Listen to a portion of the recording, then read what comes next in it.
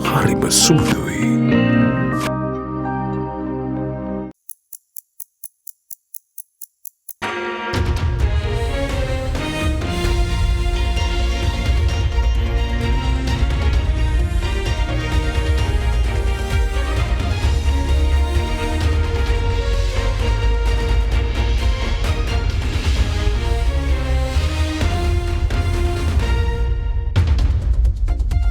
Tonight on First at 9, this Thursday, the 2nd of November 2023. Sustainability. Sri Lanka unofficially achieves debt sustainability, affirms President Ranil Wickremesinghe. Government waiting for formal announcements from countries involved. Assets and liabilities. Former President Maithripala Sirisena and 3 others ordered to submit reports of their assets and liabilities to the Supreme Court. ETCA negotiations. 12th round of Economic and Technology Cooperation Agreement negotiations between Sri Lanka and India commences. Continued support. India will provide continued support for Sri Lanka's debt restructuring process, says Indian Finance Minister Nirmala Sitharaman. ඔබේ විශ්වාසය දෙනු සෙන්සුරයින් දැන් ළඟමැති ෆාමසියෙන් ලබාගත හැක. This is AdaDerana First at 9 with Indivadi Amuata. Live from Studio 24 in Colombo. And a very warm welcome to tonight's primetime English news on AdaDerana 24. We take you straight to your top story. President Ranil Wickremesinghe revealed that Sri Lanka has unofficially achieved debt sustainability, adding that the government is waiting for formal announcements from the countries involved. While highlighting the need for more engineers to spur economic growth in the country, the head of state said discussions are underway on how to expand skilled professionals in the country through the next budget. Addressing the International Engineering Research Symposium and Networking Forum 2023, President Wickremesinghe said science and technology agencies in the country will be reviewed to improve their efficiencies. International Engineering Research Symposium and Networking Forum 2023, organized by the National Engineering Research Development Center, was held this morning under the patronage of President Ranil Wickremesinghe. The keynote address of the event, themed Economic Resurgence Through Engineering Innovations, was delivered by Asian Development Bank's Country Director for Sri Lanka, Takafumi Kadanu, who joined the symposium virtually from Manila in Philippines. I commend the government for taking bold steps to undertake ambitious reforms across many sectors and institutions, including the Digicon.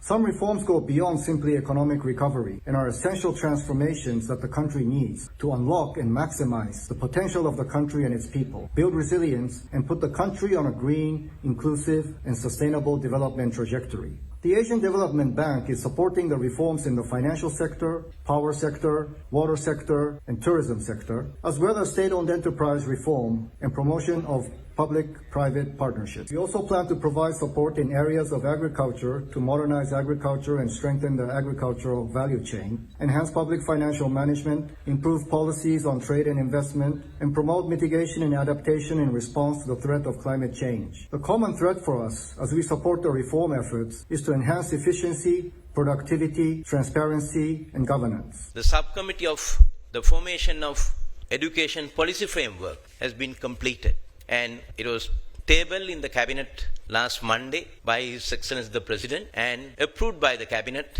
and it is referred to the Parliament to be tabled at the Sectoral Oversight Committee of the Education and the Consultative Committee, and thereafter it will table in Parliament for the debate and Parliament will approve it. In the meantime, we are getting ready to phase it out and start with education administrative reforms within short period of time as indicated in the policy framework, and at the same time we are starting the developing curriculum, and most probably the burden of examination will be reduced, especially in the primary section, and there will be so many changes under new policy guidelines prepared by the particular experts committee, and now it has been finalized by the cabinet. Almost all the members of parliament are agreeable to implement education transformation as soon as possible, coupled with digitalization of economy and the digitalization of education. Now, as we stabilize the economy as we reach debt sustainability. We have done so unofficially. Formally, we are waiting for the announcements from the different countries. We have got to think of a new economic model. We are looking at the world today where there are new technologies. Our future has to be based on those technologies. As I said, we can't compete and we won't compete with Bangladesh. We have to go to a high level. That high level calls for technology and engineering. There are two issues. One, where do you find the engineers when they're all going abroad? Most of them you find in Katunayaka at the airport. We have to produce more and more. So in that, we've been discussing it, and at the budget we'll tell you how graduates and people at other skills could be expanded. Secondly, what we haven't succeeded yet, how do you convert your research and your innovation into a commercial product? What do you want of this? We want technology and innovation to drive economic growth. We want to commercialize our innovation. Now that's a gap we have. And that's what you all have to fill now. Not only you all, the private sector. How do we develop the innovation? We are going to review all these agencies for science and technology. Who can stand, who can't, how do you merge them, how do you get together? But what I want is to let us know what you have, how you can make a commercial success of that innovation. For that, we are prepared next year on a pilot basis to give some money to fund it into commercial. And if you succeed, in 2025 there will be enough money. If you don't, you have to ask yourself, why are we in existence? President Ranil Wickremesinghe said he intends to prioritize the inclusion of proposals from the private sector in this year's budget and to separately examine related areas. During a meeting at the Presidential Secretariat, the President went on to highlight that he will carefully evaluate proposals made by the private sector leaders. A 2024 pre-budget discussion was held at the Presidential Secretariat with the participation of private sector leaders yesterday.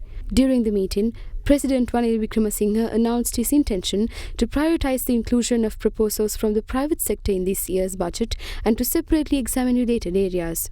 The President further discussed reform programs designed to help Sri Lanka recover from the economic crisis and move towards sustainable growth. Leaders of private sector institutions presented proposals to the President, focusing on increasing government revenues and efficiency, as well as attracting investors and measures to support various industries, including the tourism and apparel. They also urged the President to prioritize via the 2024 budget measures to overcome the current economic crisis and address challenges faced by the business community. President Wickremesinghe expressed his commitment towards giving careful consideration to proposals put forward by leaders of the private sector. The President's office said separate discussions on each of these areas will be taken up. The Government Medical Officers Association today launched a series of token strikes to cover every province in the island. Accordingly, they launched the token strike in the Uva province at 8 a.m. today for 24 hours. In the meantime, the Federation of University Teachers Association today launched strike action covering all 17 state universities in the country. The next token strike will be launched in the Northern Province from 8 a.m. tomorrow. The Government Medical Officers Association launched their token strike today against government failure to retain doctors in Sri Lanka in order to counter the collapse of the health system. A 24-hour token strike, which began at 8 a.m. today, is currently underway in the Uva province until 8 a.m. tomorrow. During the period of the strike, doctors withdrew from services such as outpatient departments, clinics, except for emergency treatment services. However, staff of maternity hospitals, children's hospitals, cancer hospitals, military hospitals, specialized kidney treatment unit and mental illness treatment hospitals in the Uva province did not engage in the token strike. Due to the strike action, patients who visited hospitals in the Uva province were inconvenienced. අපිට කිසිම අරමුණක් නැහැ රෝගී ජනතාව අපහසුතාවයට පත් කරන්න. යම් සමහර වෙලාවට අපි වැඩ වර්ජන කරනවා එක දිගට ලංකාව පුරාම එකපාර පටන් ගන්නවා. දැන් මේ පාර අපි එහෙම පටන් ගන්නෙත් නැහැ. එක තැනකින් පටන් අරගෙන දවස ගානේ අපි තියෙන තත්ත්වය සමාලෝචනය කරමින් තමයි ඉස්සරහට යන්නේ. ඒතර හෙට උදේ 8 ඉඳන් දැනට සැලසුම් කරලා තියෙන්නේ උතුරු පළාතේ තමයි වැඩ වර්ජන ක්‍රියාමාර්ගය ආරම්භ වෙන්නේ. ඒක සෙනසුරාදා උදේ 8 වෙනකන් යනවා. ඊට පස්සේ සඳුදා තමයි ඉතුරු පළාත් ටික ටික අපි ආරම්භ කරන්නේ. The Federation of University Teachers Association meanwhile launched a token strike in all 17 state universities today. The token strike was launched to demand solutions to several key issues such as salaries and the discontinuing of funds allocated for state universities. Students did not attend universities due to the token strike launched today. වැඩවර්ජනයේ ඉතා විශේෂ අවස්ථාවක් මේ අපේ වෘත්තීය සමිති ඉතිහාසයේ මොකද අපි සමගම සියලුම අනධ්‍යන සේවක වෘත්තීය සමිතිත් අපි සමග මේ වැඩවර්ජනයට එකතු වෙලා තියෙනවා. ඒ නිසා ශ්‍රී ලංකාවේ විශ්වවිද්‍යාල රාජ්‍ය විශ්වවිද්‍යාල 17ම සම්පූර්ණ අකර්මණ්‍ය වෙලා තියෙනවා. Non-academic staff members of universities involved in the token strike engaged in a protest in front of the University Grants Commission and several universities today.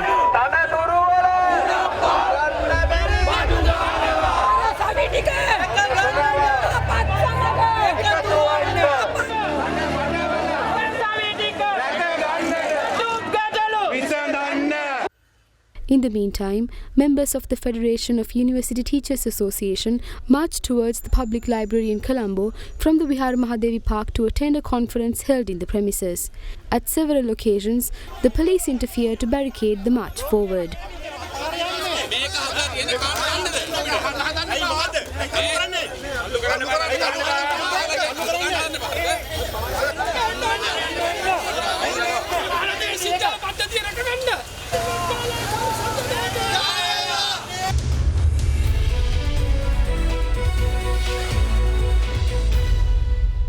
And we take you to your business news segment. Sri Lanka and India commenced the 12th round of negotiations on the Economic and Technology Cooperation Agreement in Colombo in a bid to enhance economic and technology cooperation between the two nations. A 19-member Indian delegation headed by Anant Swarup, the chief negotiator and joint secretary of the Department of Commerce in the Ministry of Commerce and Industry of India, visited Sri Lanka for the ECTA negotiations. The Sri Lankan side representation included the National Trade Negotiations Committee and ministries including Ministry of Foreign Affairs and the Ministry of Trade. The 12th round of discussions covered a wide range of topics encompassing goods, services, rules of origin, trade remedies, customs procedures, trade facilitation, technical barriers to trade, and measures as well as other legal and institutional affairs. A dedicated session will also be held to address the implementation related issues of the existing Indo-Lanka Free Trade Agreement.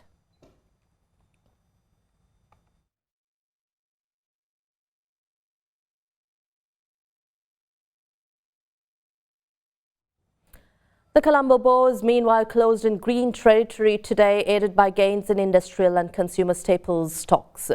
The benchmark all-share price index settled 0.5% higher at 10,826.60. Expo Lanka Holdings and Distilleries Company were the top gainers on the index, both rising about 2.7%. Trading volume on the index fell to 21 million shares from 23.7 million in the previous session. The S&P SL20 meanwhile rose by 0.58% to settle at 3,052.16 points. The equity market's turnover rose to 1.01 billion rupees from 788.8 million rupees in the previous session. The capital goods sector was the top contributor to turnover, while the energy sector was the second highest contributor. Foreign investors were net sellers, offloading stocks worth 181 million rupees, while domestic investors were net buyers, purchasing shares worth 876.5 million.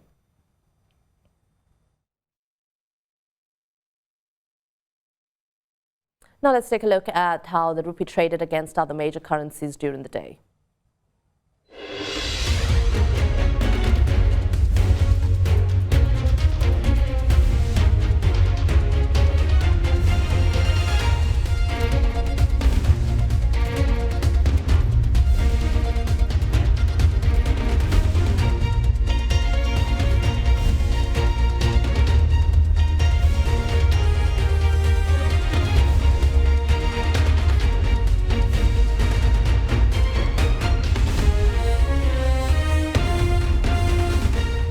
And in your top headline-making story tonight, the Supreme Court ordered 4 defendants, including former President Maithripala Sirisena, to submit their reports on assets and liabilities to the Supreme Court before the 30th of December.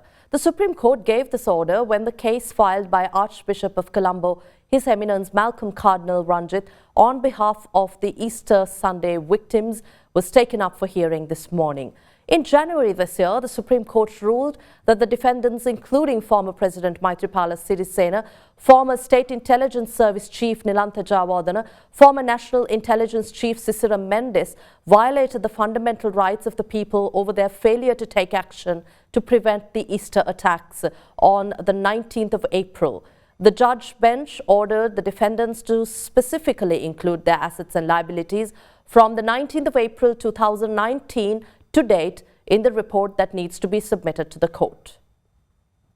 On the 12th of January this year, the Supreme Court ruled that former President Maithripala Sirisena, former Defence Secretary Hemasiri Fernando, former IGP Pujith Jayasundara, former National Intelligence Chief Sisira Mendes and former State Intelligence Chief Nilantha Jayawardena had violated the fundamental rights of the people by failing to take action to prevent the Easter Sunday attacks on the 21st of April 2019, despite receiving sufficient intelligence information. After considering a fundamental rights petition filed by Archbishop of Colombo, His Eminence Malcolm Cardinal Ranjith, the Supreme Court in January this year ordered the former President Sirisena to pay 100 million rupees in compensation to the victims from his personal money, while Pujith Jayasundara and Nilantha Jayawardena were each ordered to pay 75 million rupees.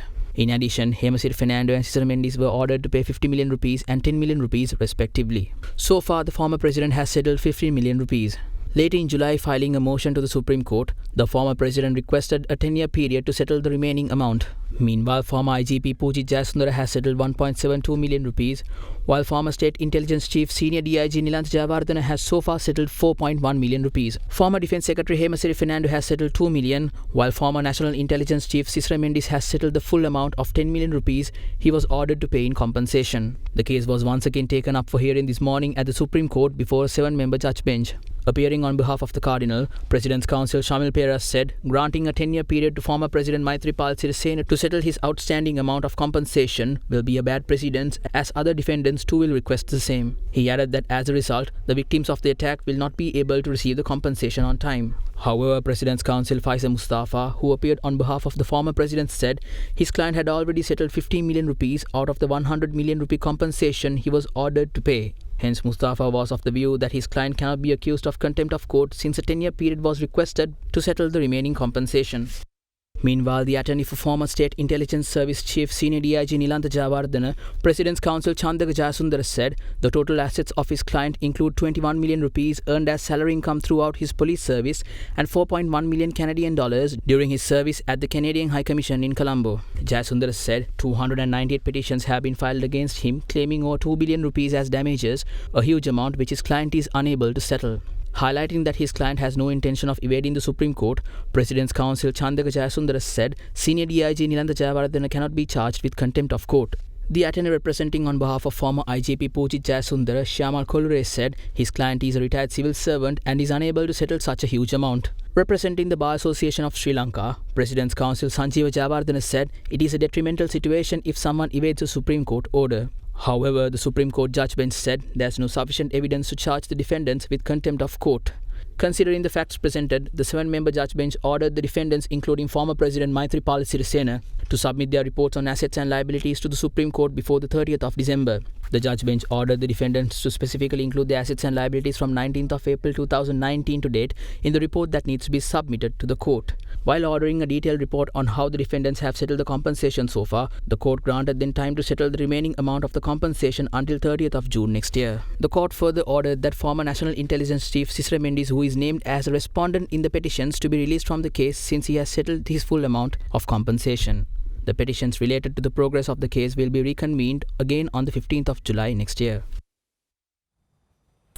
Indian Finance Minister Nirmala Sitharaman reiterates India's continued support for Sri Lanka's economic recovery and the debt restructuring process. Addressing the event NAM 200 in Colombo, the Indian Finance Minister announced that the Government of India has announced plans to build another 10,000 houses for estate workers in Sri Lanka as part of Phase 4 of the Indian Housing Project in Sri Lanka.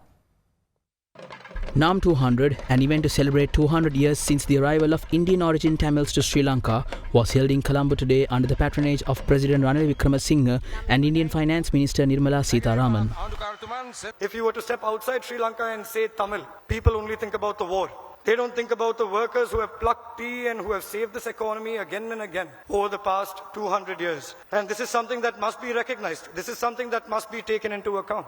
And which is why we say that many people do not acknowledge the fact that though the estate worker population is at 115,000, the estate, well, non-workers are close to 1.3 million. But unfortunately, the identity, the profession of this 115,000 is the identity of this 1.3 million. And that is a very sad situation. Right now we are in economic crisis. Yes, we have come out of it. We are recovering and we are growing. But I would like to just say something. We cannot achieve economic progress without social progress. And as far as social progress is concerned, I believe this is the time to seek it. Our government and the people of India acted collectively and came to your assistance in record time. India rendered an unprecedented financial assistance of over $4 billion for the people of Sri Lanka. We were the first bilateral creditor to convey financing assurance to the International Monetary Fund, which paved the way for others to provide similar assurances that formalized the IMF program for Sri Lanka. As a true friend, India continues to work closely with the government of Sri Lanka on debt restructuring discussions as well as on its path of economic recovery. Our government will work closely with the Sri Lankan government in realizing the vision provided by our leadership, thereby further deepening our civilizational ties with connectivity as new focus area. I must say, it's my pleasure and for the rest of us to have India's Minister of Finance, Nirmala Sitharaman, here with us. Because we have to say thank you to you. Without that, we may not be having, without your help, we couldn't have had this ceremony today. Today, we are a stable country, a stable economy, and that $3.5 billion made a big difference. So thank you to you, Madam, again, to Prime Minister Modi and to the Indian government. අපි සියලු දෙනාටම මේ කඳුකරේ ද්‍රවිඩ ජනතාව එකතු වීම අපේ ශක්තියක් කියලා මම මෙතන ප්‍රකාශ කරනවා. ඔබ ඇමතිතුමිය නියෝජනය කරන මදුරායි, කොයිම්බටූර්, ඉන්දිගල් ඒ ප්‍රදේශවලින් තමයි මෙහාට පැමිණියේ. අපිට අලුත් වැවිලි ආර්ථිකයක් ඇති කරලා දුන්නා. දැන් මේ ඔක්කොමලා ඉන්නේ ශ්‍රී ලාංකික පුරවැසියෝ. ප්‍රධාන කරුණු තුනකට අපේ අවධානය යොමු කරනවා. තොණ්ඩමන් ඇමතිතුමා අපි ක්‍රමානුකූලව ඒ හැම වත්තකම අද මතුරට සමාගමේ කරන විදියට අවුට්ග්‍රෝව ගිවිසුම් ක්‍රමයක් ඇති කරන්නේ. ඒ කියන්නේ ඔබ සියලු දෙනාම තේ වගා කළා ඒ ෆැක්ටරියට ලබලා දෙන්න. ඒකට දකුණේ කුඩා තේවතු හිමියන් මාතර ගාල්ලේ ඉන්න අයගෙත් ඔබෙත් අතර වෙනසක් නැහැ. ශ්‍රී ලාංකික අනික් ජන කොටසි ඔබ අතර එක වෙනසක් තියෙනවා. ඔබට නිවාස හදන්න ඉඩමක් නැහැ. ඒ නිසා ඒ ඉඩම් ලබාගෙන පර්චේස් 10 ගානේ ඔප්පු හැටියට ලබා දෙන්න අපි ක්‍රියා කරනවා. A group of 17 Sri Lankans who are trapped in the Gaza Strip amidst the Israeli-Hamas conflict have been permitted to leave the war-torn Palestinian enclave and enter Egypt via the Rafah border crossing. The Embassy of Sri Lanka in Tel Aviv has communicated this to the Foreign Employment Bureau. 15 of these Sri Lankans were expected to reach Egypt this afternoon, according to the Foreign Employment Bureau media spokesperson Gamini Senarath, who said this, joining a special media briefing this afternoon. The remaining two are most likely to stay behind in Palestine, according to the Sri Lanka Foreign Employment Bureau spokesperson. Speaking further, he said that the Sri Lankan Embassy in Israel and the Representative Office of Sri Lanka in Palestine are working in tandem to facilitate the safe evacuation of Sri Lankans trapped in Gaza.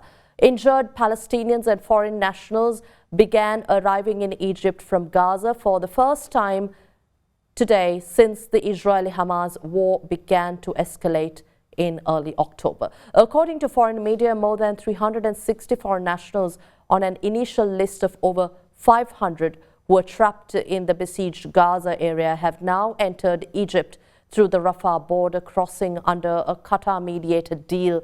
Passport holders from Australia, Austria, Bulgaria, the Czech Republic, Finland, Indonesia, Italy, Japan, Jordan, the United Kingdom and the United States were evacuated, according to foreign media reports. Now, the Rafah border crossing would reopen today so that more foreigners could exit. Gaza officials have said some 7,500 foreign passport holders would leave Gaza over about 2 weeks, a diplomatic source was quoted as saying on Reuters.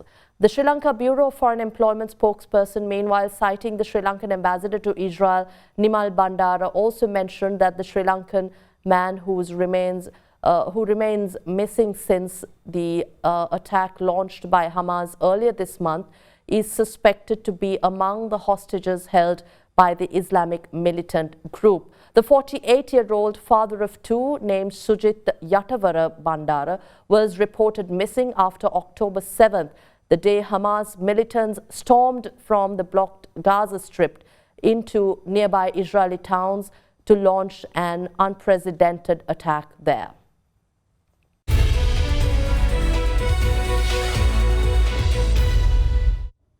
Welcome back. We take you to corporate news. Sampath Bank has partnered with the Sri Lanka Institute of Directors to promote and advocate good governance in the private and public sectors.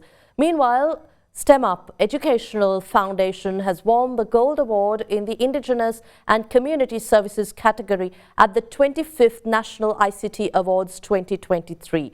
With that, let's take a look at some corporate sector news in brief. Sampath Bank announced its annual Platinum Corporate Partnership with Sri Lanka Institute of Directors. Both organizations join hands to promote and advocate good governance in the private and public sector, and this partnership will be able to facilitate organizations adopt ethical and transparent practices while optimizing shareholder value. STEM Up Educational Foundation's volunteer management system has won the Gold Award in the Indigenous and Community Services category at the 25th National ICT Awards. The STEM Up Educational Foundation, a non-profit organization dedicated to advancing scientific, technological, engineering and mathematical education among Sri Lankan students, introduced its fully automated volunteer management system in 2021. The system currently has a volunteer base of over 1,600 individuals coming from professional organizations and universities. Siapatha Finance PLC, a fully owned subsidiary of Sampath Bank PLC, announced the grand opening of its latest branch in Dehiwala. The opening of the Dehiwala branch marks the 46th addition to Siapatha Finance's extensive branch network in the country.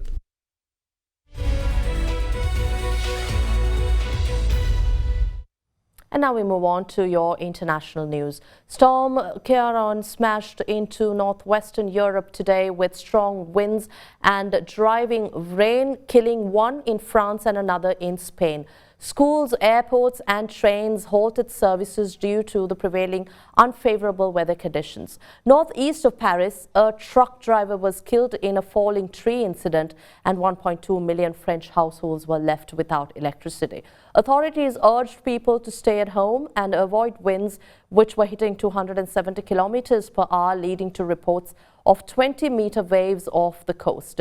Emergency services said a woman was killed when a tree fell on her in central Madrid, adding that 3 people were injured. France's Interior Minister said in addition to the death of the truck driver, 15 people, including 7 firefighters, had been injured. In Britain, the Channel Islands were among the worst hit areas, with the BBC reporting that windows had been blown in and one roof ripped off a house on Jersey, forcing families to move into nearby hotels.